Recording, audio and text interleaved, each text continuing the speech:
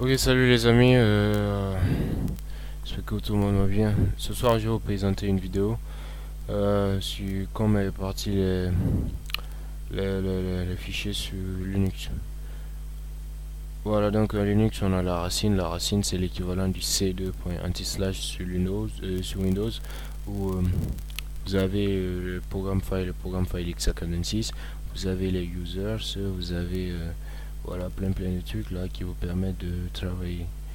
Vous avez Windows aussi qui est dedans. Donc en Linux c'est pas comme ça, c'est différent et il faudrait que vous ayez quand même une petite notion dessus afin que nous puissions avancer dans les commandes Linux. Donc déjà vous allez à la racine, c'est des slash pour dire que vous allez au début, le commencement de tout. Donc à la racine vous faites un ls, et ls c'est pour dire liste, donc dis-moi ce qui se trouve dans le répertoire. cd c'est pour dire déplace-toi vers ce répertoire-ci.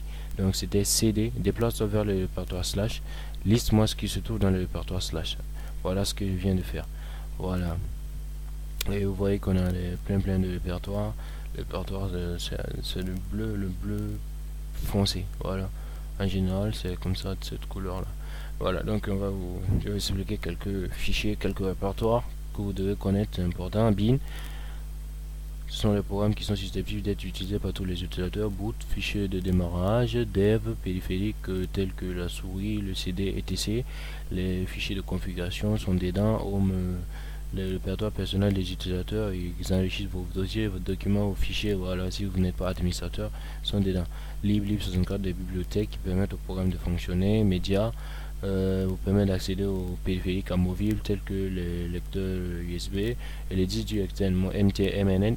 MNT vous permet de monter des disques durs externes, des disques durs qui ne sont pas montés, des partitions. Voilà.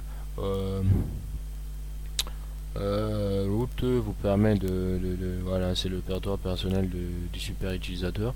C'est-à-dire lorsque vous êtes dedans, vous pouvez tout faire. Voilà, c'est lui qui a le droit de tout. Voilà, on n'a pas le droit de modifier ce dossier à lui. On a SBIN qui connaît de programmes importants au système d'exploitation actuel, c'est-à-dire ce système d'exploitation qui fonctionne actuellement.